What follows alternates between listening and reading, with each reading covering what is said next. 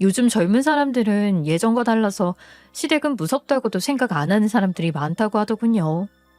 저 때만 하더라도 시어머니의 말은 하늘과도 같았는데 요즘에는 시자만 붙어도 싫어한다고 말이죠. 저도 초반에는 며느리와 아들이 오붓하게 지냈으면 하는 바람에 며느리와 멀어져서 지내려고 했어요. 며느리는 아들의 배우자이지 내가 부리는 사람이 아니라고 생각하면서 말이죠. 사실 속마음은 저도 며느리와 친하게 지내고 같이 차 한잔 마시는 그런 날을 꿈꾸고 있었지만요. 그래서 며느리와 거리를 두려고 무척이나 애를 썼어요. 그런데 무작정 거리를 벌리는 것이 그리 좋은 것만은 아니라는 것을 깨달았습니다. 다들 제 사연을 들으면 시어머니와 며느리의 관계도 이렇게 특별한 관계가 될 수 있구나 싶을 거예요. 저도 그걸 여러분께 알려드리고 싶고요. 엄밀히 말하면 며느리는 우리 집안 사람과는 전혀 관련이 없는 사람이지만 그래도 이제는 한 식구가 되었으니 가족이잖아요. 그런 마음으로 예전과 달리 돈독해질 수 있었던 것 같아요. 이번에 겪은 한 사건도 크게 한몫했고요. 그래서 그 이야기를 한번 전해드릴까 싶어서 이렇게 사연을 보내봅니다. 제 아들은 42이라는 적지 않은 나이까지 미혼으로 지냈어요.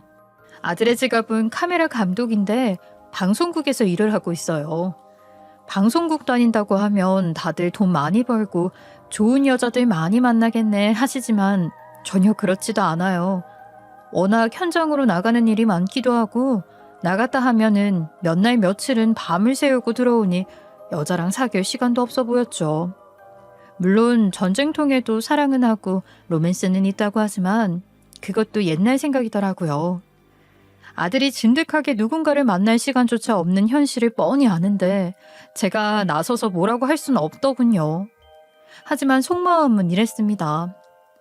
아이, 저러다 금방 쉰대고 할 텐데 나이 더 들면 더 사람 만나기 힘들어지고 외모를 가꾼다고 해서 가꿔지지도 않을 거고 아이, 뭐라도 하나 빨리 만들어서 만나봐야 결혼이라도 꿈꿀 수 있지. 자식이 걱정되는 마음은 전 세계가 공통으로 가지는 마음 아니겠어요? 자식이 5, 60이 되더라도 우리 눈에는 마냥 아이처럼 느껴지잖아요. 그래서 너무 걱정이 됐죠. 이 늙은이가 언제 갈지도 모르는데 혼자 남겨질 아들을 생각하면 너무 불안하고 안타까운 마음이 들었으니까요. 아들이 절대로 능력 없는 놈은 아닙니다. 부모가 이런 말을 하는 것도 웃기지만 저희 아들은 말이에요. 결혼하겠다고 모은 돈으로 서울에 신혼집으로 하겠다고 사둔 집도 있어요. 그런데 자기 짝이 없다고 그 집도 세를 놓은 게 벌써 10년이 다 되어 갑니다. 그러니까 이 늙은 노인이 걱정이 되겠어요, 안 되겠어요? 산 집에서 혼자 독립하면 되지 하는 사람도 있을 겁니다. 알아요, 알아. 그런데 말이에요. 이놈도 자기가 장남이라고 하나밖에 없는 아들이라고 아버지 일은 어머니 옆을 지켜야 한다면서 제 말은 듣는 척도 안 해요. 물론 그런 마음이 너무 고맙고 한데 저는 빨리 결혼해서 집이나 나갔으면 싶었죠. 그렇게 반복되는 일상을 보내던 중 언제부턴가 아들의 행동이 조금 이상해지기 시작했습니다. 물론 좋은 방향으로 말이에요. 자기 관리를 하라고 그렇게 노래를 불러도 안 하던 아들이 갑자기 어느 날부터 살도 빼기 시작했고요. 제가 사온 옷만 입던 애가 갑자기 백화점을 가서 옷도 갖춰 입기 시작했어요. 얘는 자기 손으로 쇼핑이라곤 계절에 한번 할까 말까 하던 애였거든요. 그래서 더욱 놀란 마음에 그런 아들의 변화를 가만히 지켜보기만 했어요. 이놈이 드디어 지짝이 생겼구나 싶더군요. 하지만 저처럼 나이 들어서 결혼 안 한 자식이 있는 사람들은 알 거예요. 이때 내가 한마디라도 하면 잘 될 것도 안 된다는 것을요. 그래서 그냥 묵묵히 아무 말도 하지 않고 궁금해도 꾹 참았습니다. 그러다가 어느 정도 시간이 흐르고 모르는 아가씨가 집에 과일 바구니를 들고 찾아왔어요. 저는 속으로 나한테 눈도장을 찍으러 온 거구나 해서 잔뜩 기대를 하고 있었죠. 그런데 아가씨의 태도가 살짝 이상한 겁니다. 인사를 온 사람이라면 신이 나서 웃음을 잔뜩 머금고 있어야 할 텐데 어딘가 씁쓸해 보이는 미소를 걸치고 제 앞에서 고개를 푹 숙이고 있었죠. 안녕하세요. 처음 뵙겠습니다, 어머님. 제가 이렇게 찾아온 이유는 다름이 아니라 인사는 밝게 했지만 말을 이어갈수록 목소리가 작아지는 여자. 저는 무슨 일이라도 있나 싶어서 얼른 말해보라 부추기고 싶은 마음을 꾹 내렸습니다. 그리고 여자가 자연스럽게 이야기를 꺼내길 기다렸죠. 그런 제 모습이 못내 고마웠던 모양인지 집으로 인사온 여성은 다시 말을 이었습니다. 제가 제 입으로 이런 말을 전하려니 조금 힘들어서 그만 말을 끊게 되었네요, 어머님. 어머니가 저희 좀 반대해 주세요. 댁 아드님은 저 같은 사람 만날 필요 없는 사람입니다. 실은 7년 전에 제가 이혼도 했고 제법 빚이 많아요. 저 스스로가 지금 상황이 너무 힘들다는 것을 아는데 그런 제가 누굴 만난다는 건 너무 염치없는 일이잖아요. 그리고 저도 결혼해봐서 압니다. 자녀가 자식이 부모에게 어떤 의미를 가지고 있는지 말이에요. 저는 비록 자식을 낳고 살지는 않았지만 남의 집 귀한 아들을 저처럼 흠이 많은 사람이 만나는 것이 신뢰라는 것을 알고 있어요. 어머님도 그렇게 생각하지 않으세요? 그러니 제발 아드님 좀 알려주세요. 아들이 만나는 여자는 개인적으로 봐도 문제가 있는 여자처럼 보였어요. 자기 입으로 자신에 대한 이야기를 쉽게 꺼내기 힘들었을 텐데 이렇게까지 찾아와서 말하는 것을 보니 간절하구나 싶었죠. 그런데 말이에요. 이상하게도 자기한테 하자가 있다, 이혼을 했다는 말을 들으면서도 이 애가 우리 집 며느리가 될 아이구나 싶더군요. 참 이상하죠. 그래서 저는 며느리가 될 아이를 좀 더 만나서 이야기해보자 싶었어요. 일단 자네 말이 무슨 말인지는 잘 알아들었네. 하지만 사람 마음이라는 게 어디 쉽게 바꿀 수 있는 건가? 내가 이런 말 하는 것도 이상하지만 자네도 알다시피 우리 아들이 참 괜찮은 사람이네. 그러니 일단 오늘은 물러가고 다음에 다시 이야기하세. 집으로 찾아온 며느리는 저의 의외의 모습에 머뭇거리더니 이내 발을 돌렸습니다. 그리고 그날 이후로 저는 며느리를 수시로 집으로 불러서 둘만의 시간을 가졌어요. 며느리 될 아이다 싶어서 혼낸 것은 아니고요. 이혼과 빚으로 인해서 자신감이 떨어진 아이를 달래는 시간들이었죠. 며느리가 될 아이의 사연은 정말 너무나 기구하더군요.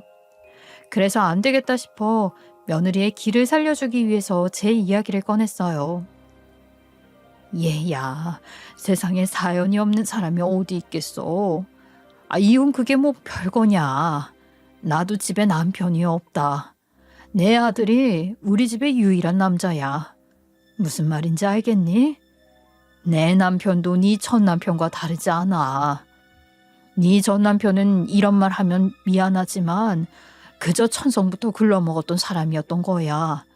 내 남편 역시도. 내 남편은 말이다, 내 동창하고 바람이 나서 집을 나갔어. 그게 동네방네 소문이 났는데 창피해서 얼굴도 못 들고 다녔었다. 그래도 어쩌겠니? 태어난 자식이 나만 보면서 손가락을 쪽쪽 빨고 있는데 일어나서 일이라도 해서 먹고 살아야지. 사람들이 말이야, 저마다 사연이 있어도 그냥 속으로 숨기고 그냥 똥 밟았다 생각하면서 넘기고 살아서 아무도 눈치를 못 채는 거다. 세상에 저마다의 사연이 없는 사람은 없다는 말이야. 그러니까 너도 내게 일어난 일이 네가 못나서 그렇다는 생각을 버리려무나. 제 말을 들은 며느리는 눈물을 뚝뚝 흘리면서 고맙다는 이야기만 반복하더군요. 이 아이의 마음속에 얼마나 큰 상처가 자리 잡았는지 가늠이 될 법했습니다. 며느리의 이야기를 들어보니까 말이에요. 며느리가 이혼을 실패라고 느낀 이유가 있더군요. 며느리는 4년이라는 긴 연애의 시간을 거쳐서 결혼에 꼴이 냈다고 했어요. 신혼일 때는 어느 집안 못지않게 행복했다고 하더군요.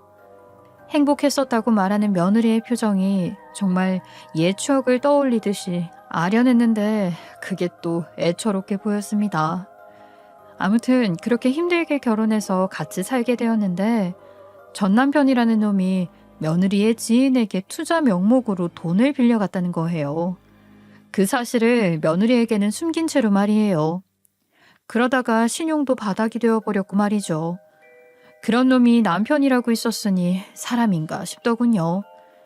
며느리는 그 소식을 남편도 아닌 지인을 통해서 알게 되었다고 했어요. 그것 때문에 처음에는 작게 싸우게 되었고 끝내는 큰 싸움이 되어버렸다고 하더군요. 그런데 심지어 남편이라는 놈은 자기 시할머니를 모시라며 며느리에게 일방적으로 맡겼다고 해요. 지방 요양원에 아무런 말도 없이 보내버렸다고. 아무것도 모르던 며느리는 남편이라는 가장 가까운 가족에게 뒤통수를 맞은 거죠. 그 뒤로는 가족부터 주변 지인들까지 싹 다 잃게 되었다고 하더군요. 아무래도 부부라는 것이 그렇죠. 한쪽이 잘못해도 다른 한쪽이 절대 그 일에 가담하지 않았다고는 할 수 없잖아요.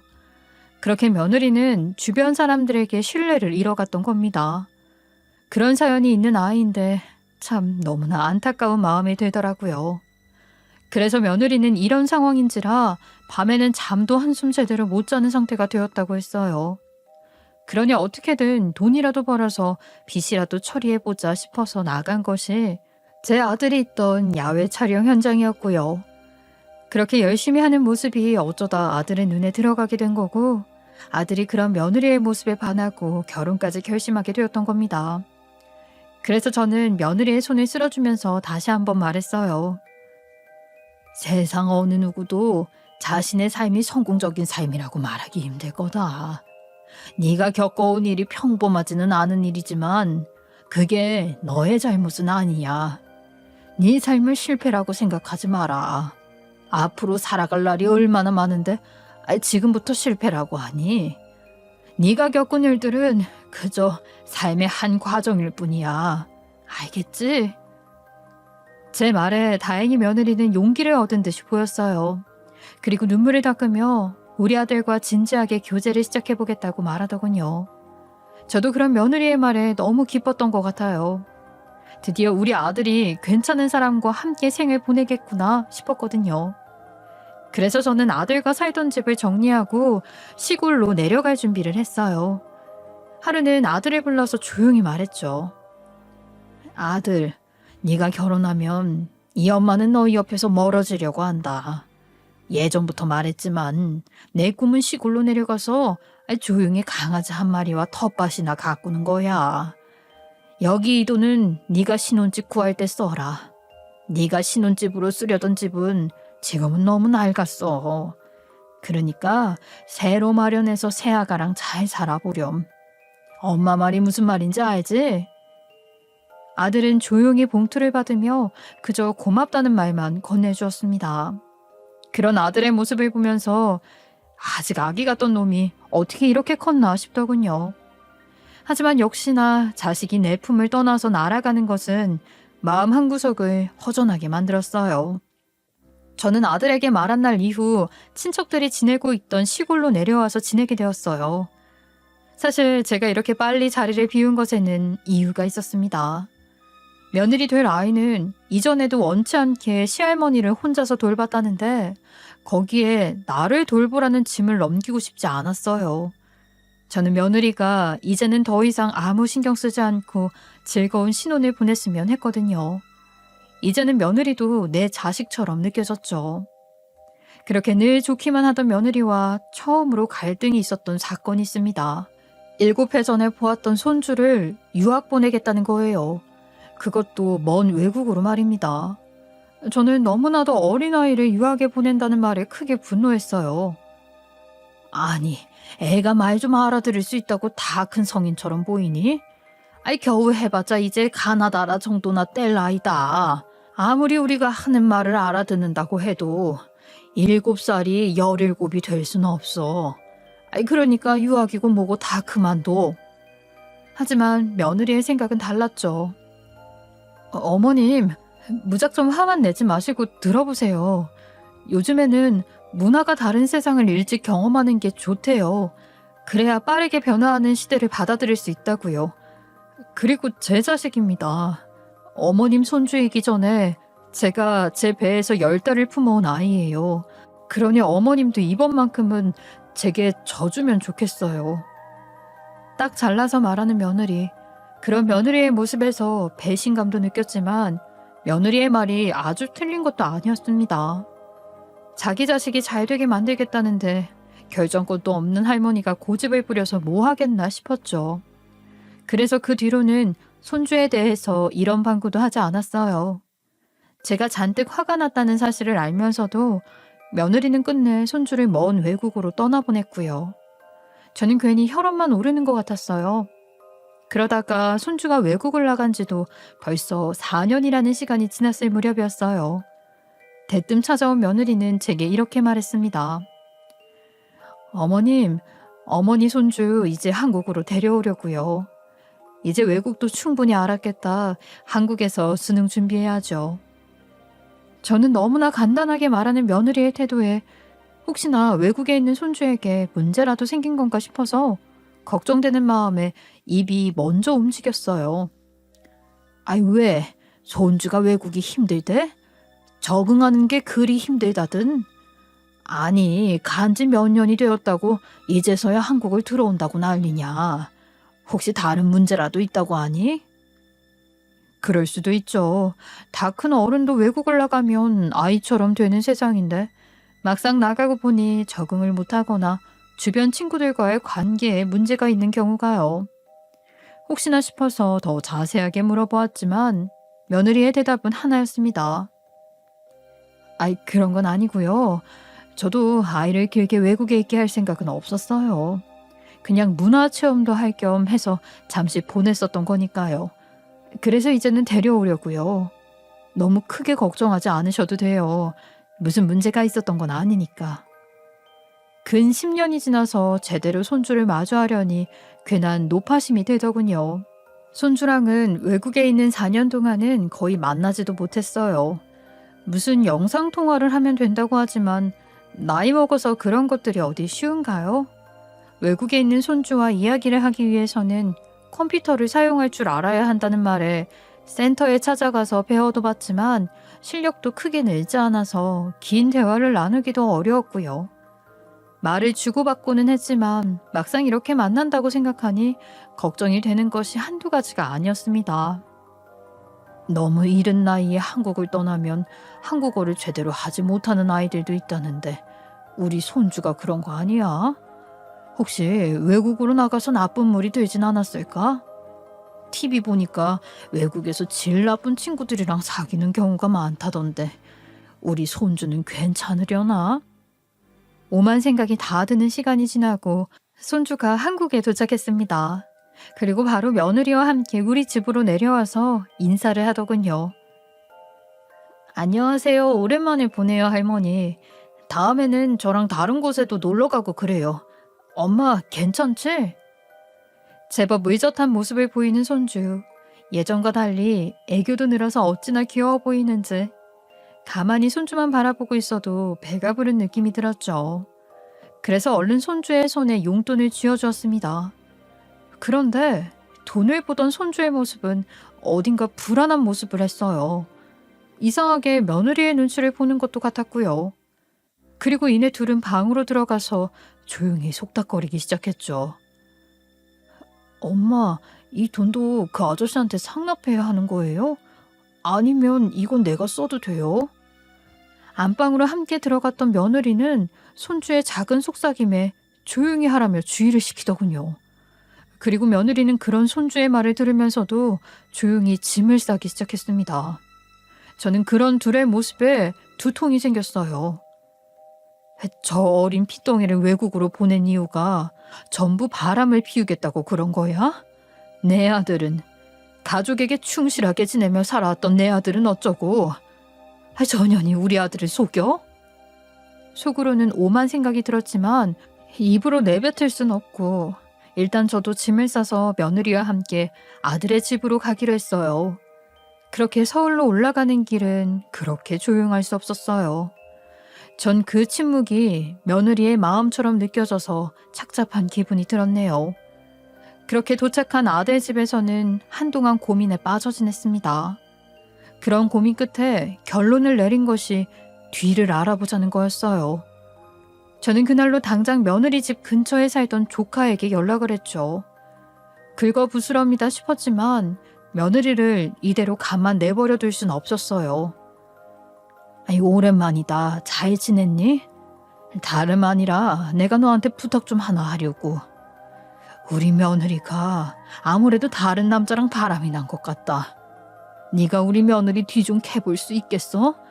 네, 사례는 두둑히 아마. 우리 아들 집에서 제일 가까운 사람이 바로 너니까.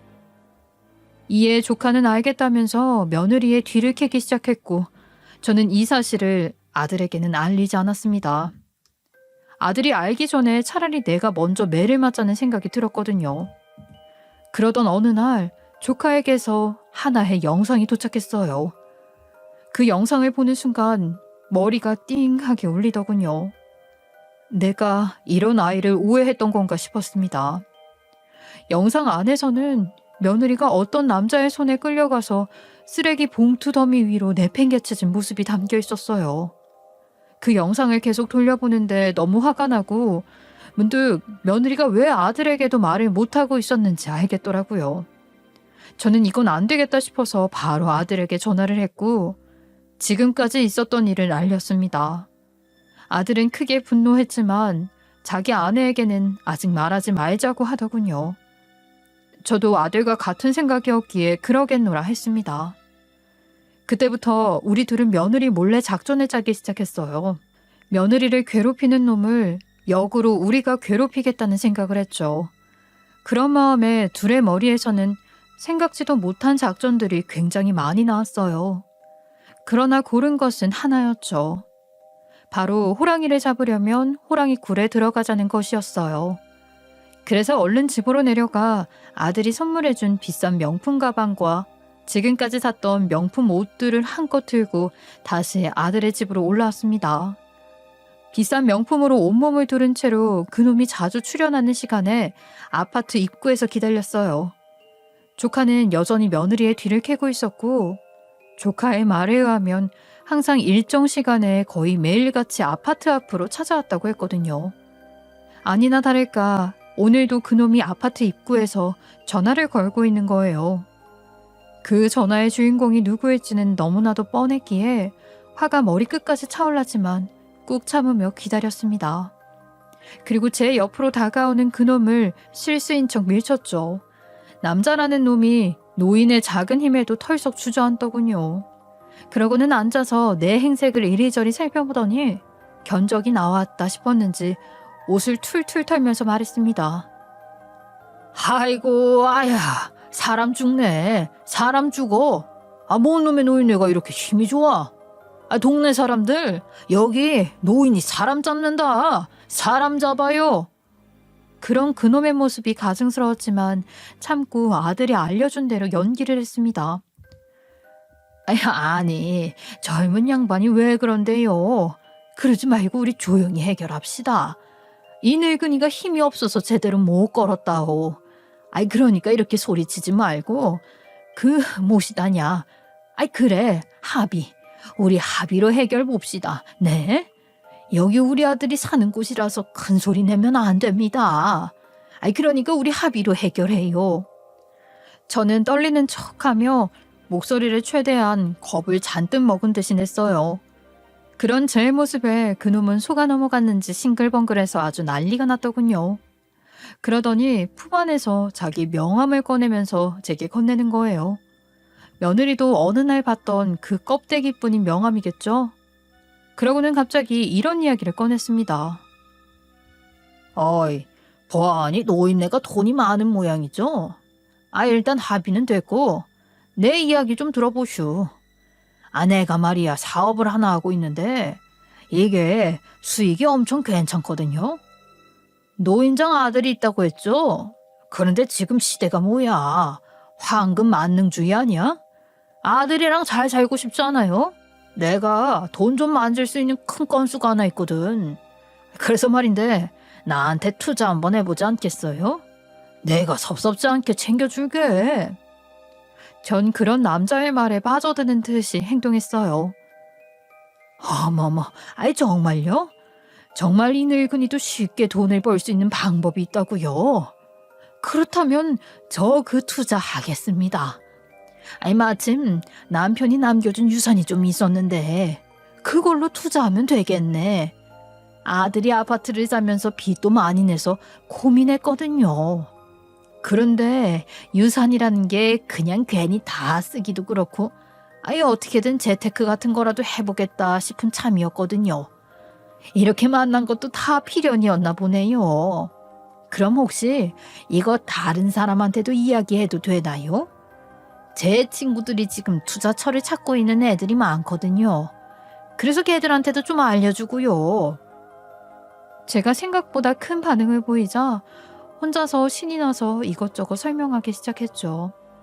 사실 제게 남편이 남겨주고 간 큰 유산도 그런 투자처를 찾는 친구도 없었어요. 이 모든 것이 다 연극이었으니까요.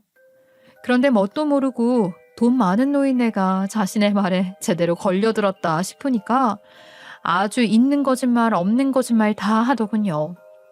일단 저는 그와 한 대화를 아들이 가르쳐준 대로 녹음을 했고 며칠 뒤에 다시 만나기로 했어요.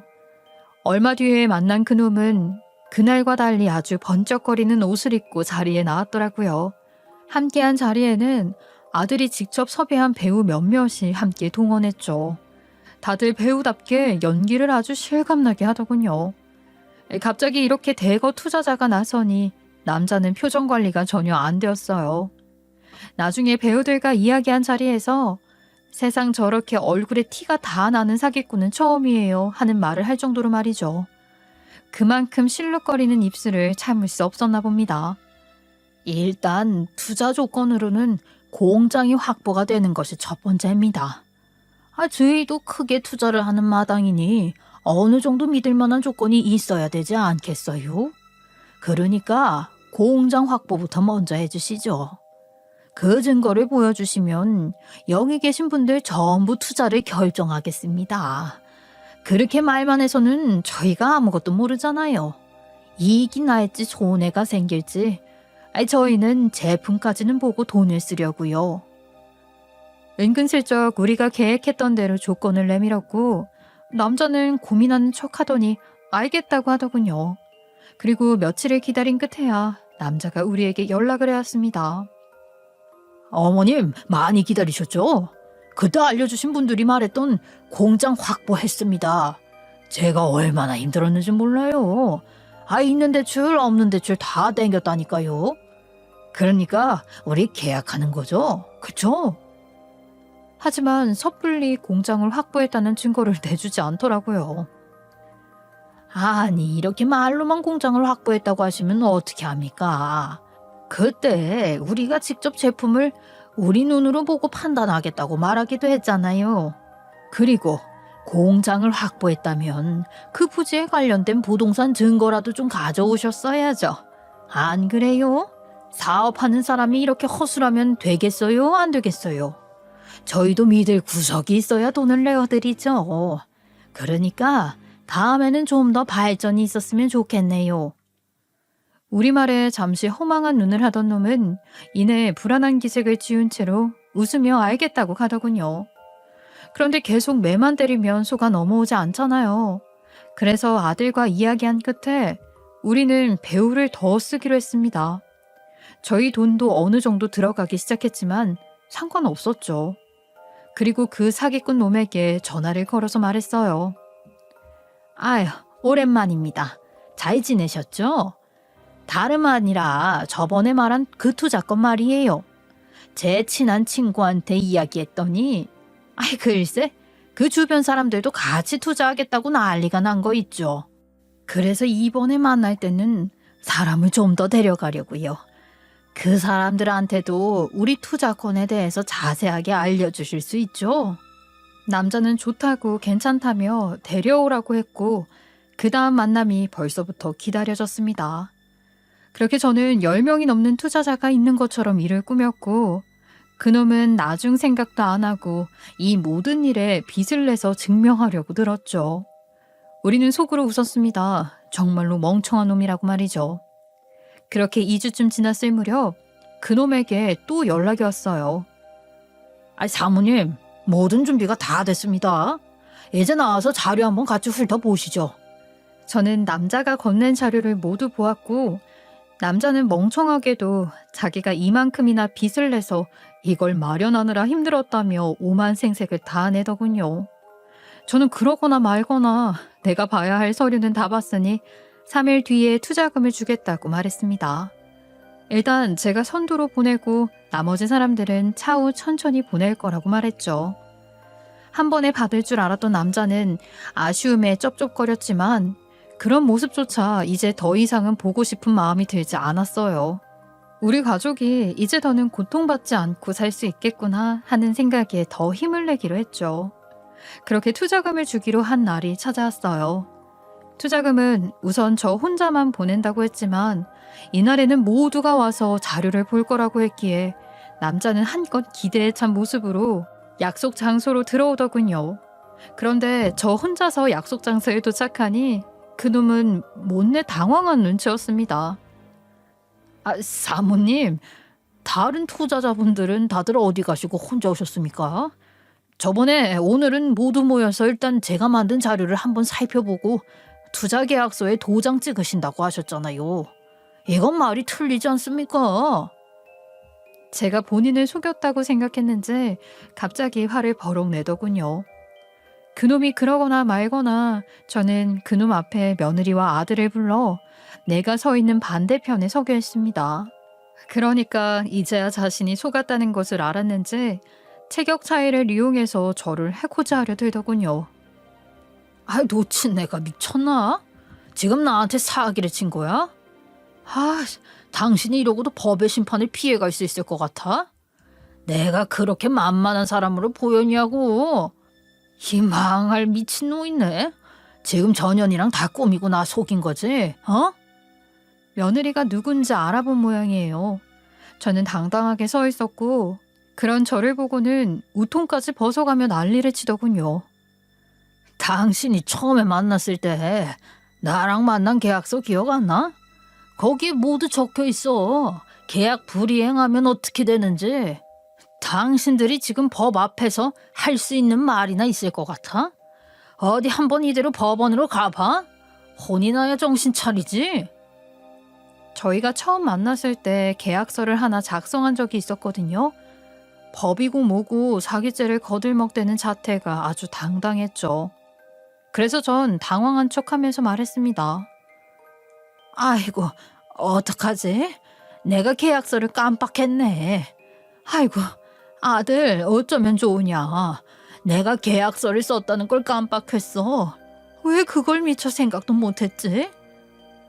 그러자 그놈은 기세가 등등해져서 제 앞에서 계약서를 꺼내 이리저리 흔드는 겁니다. 하지만 거기에는 있어야 할 것이 없었죠. 아들과 저는 깔깔 웃으면서 그놈을 비웃었습니다. 야, 너는 회사는 다닌 적 있냐? 너 제대로 돈 벌어본 적도 없지? 그러니까 그렇게 멍청해서 사기도 제대로 못 치고 다니지. 너한테 넘어가는 놈들은 팔푼이지. 네가 흔들고 있는 계약서를 다시 봐봐. 그 어디에 우리 어머니 사인이 남아있나? 회사 한번 다녀보지 못하고 계약서라고는 한번 써보지도 못하는 놈이. 뭐? 투자? 너 투자라는 말이 뭔진 아냐? 투자가 뭔 줄은 알아? 아이고, 저렇게 머리 텅텅 빈 사기꾼은 처음 보네. 거기에 내가 연필로 서명하고 지우개로 지웠어. 그런 계약서 백날 법원으로 들고 가서 억울하다 소리 쳐봐라. 어디 누가 사기꾼 소리를 듣나 보자. 네 놈이 우리 며느리 인생 망친 거 내가 계약서 사인 지우듯이 내 며느리 인생에서도 너를 싹 지웠으니까 조용히 살아. 우리가 봐주는 거야. 알겠어?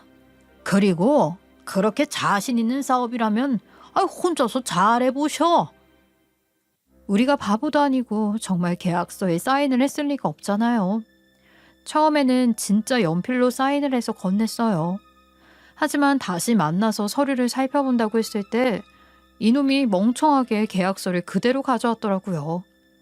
그래서 이거다 싶어서 잠시 그놈이 자리를 비운 사이에 그냥 지우개로 쓱쓱 지웠고요.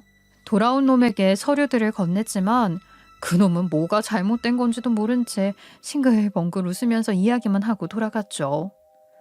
우리는 일부러 사인에 아무런 효력이 없도록 알아보고 조치를 했던 거였어요. 이 사기꾼 놈은 사기나 쳐봤지 실제로 사업이라는 것을 해본 적도 없는 놈이었죠. 아주 머리가 백지였거든요.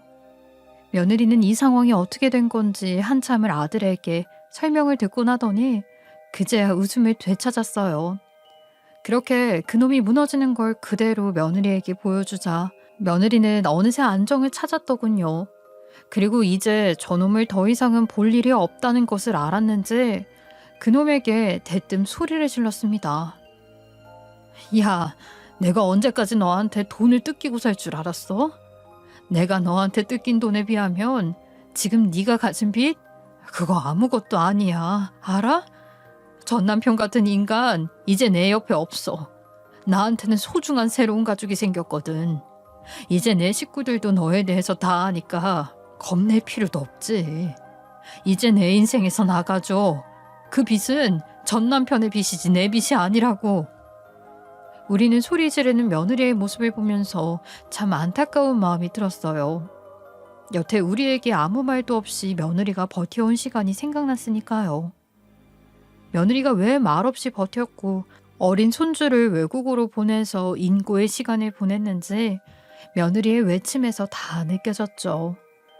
저와 아들은 그런 며느리에게 한마디씩 건넸습니다. 여보, 당신이 이렇게까지 힘든 줄 내가 몰랐네. 당신한테 정말 잘하는 사람이 되겠다고 결혼식에서 약속했는데 그러질 못했어. 내가 미안해. 앞으로는 이런 일 있으면 언제든지 나라는 인간한테 기대어 말해도 돼. 나 그 정도 능력은 있는 사람이야. 당신도 조금은 당신 곁에 있는 나라는 인간을 믿어줬으면 좋겠어. 사랑해, 여보. 진정성이 느껴지는 아들의 말이었죠. 그래서 저는 길게 말하지 않았습니다. 그래, 아들 말이 맞다. 우리가 너한테 그동안 생각보다 신뢰가 없었던 모양이야. 그래도 이번에 깨달았을 거라고 생각한다. 우리는 그 누구도 아니라 너의 가족이라는 걸 말이야. 그러니까 너도 그 마음속에 담아두었던 짐을 조금 내려놓고 이제라도 편하게 살아라. 알겠지? 우리 둘의 말에 며느리는 끝내 울음을 터뜨렸어요. 그런 며느리의 모습에 그간의 힘듦이 묻어나오는 것만 같아서 안타까웠죠. 그날 이후 며느리는 20년 만에 우리 덕에 복수를 했다며 나름의 대접이라고 거하게 식사 한 끼를 했네요. 사실 제가 며느리가 우리 집에 찾아와서 인사를 하지 않았다면 저도 며느리를 오해했을지도 모릅니다.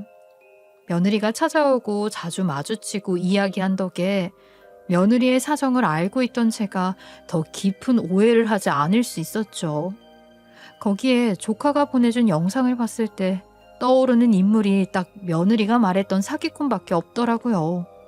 단박에 그놈이 누군지 알았던 거죠. 그래서 투자로 그 사기꾼에게 다가간 거였고요.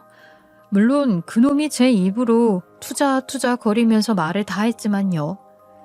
아무튼 며느리와의 시간 덕분에 사건의 흐름이나 그놈의 전적에 대해서 파악할 필요가 없었으니 며느리와 보냈던 그 시간들이 참 소중하게 느껴졌습니다. 이후에 며느리는 이렇게 말했어요. 이 모든 행복이 어머님이 주신 것 같아요. 전에 결혼을 실패했을 때 제 주변 사람들은 전부 제 탓만 하기 바쁘고 다들 제 마음은 신경도 쓰지 않았거든요. 그래서 저도 더욱 전 남편을 떼놓고 살지도 못했고요. 그런데 이렇게 잘난 아들과 멋진 어머님이 있어서 살아 숨 쉴 수 있는 것 같아요. 감사해요. 이건 정말 친어머니도 못해준 일이었는데 너무나 감사합니다. 울면서 말하는 며느리, 그런 며느리의 모습에 그저 말없이 달래주기만 했네요. 돈 때문에 가족들마저 며느리에게 등을 돌렸으니 며느리가 받은 상처가 얼마나 클지 제 작은 머리로는 상상도 가지 않았지만 어쨌든 지금은 며느리도 자신의 상처를 조금이나마 털어놓은 것 같아서 마음이 놓였습니다. 저는 말이에요. 어머니 다른 곳에서 찾을 때도 이제 시어머니라는 표현 안 쓰려고요. 그냥 우리 어머니라고 하려고요. 친가도 버린 제 상황을 해결해 주신 분이 바로 어머니잖아요. 그래서 이제는 제가 진짜 제 어머니로 모시고 살려고 마음 먹었어요. 어머니도 그렇게 해주실 거죠? 울다가 퉁퉁 부은 눈으로 말하는 며느리. 그런 며느리의 말에 고마움을 느낀 건 바로 접니다. 그래서 이제는 어딜 가든 딸과 엄마냐는 소리를 종종 듣고 있어요. 며느리도 이런 반응에 뭐라 하지 않고 무척 좋아하는 모습만 보이고요. 저는 이제 아들과 딸을 하나씩 둔 엄마가 된 기분을 느끼고 있어요. 앞으로도 이런 일이 있으면 저는 당장 며느리의 앞으로 뛰어나가서 친엄마처럼 보호해 주려고 합니다.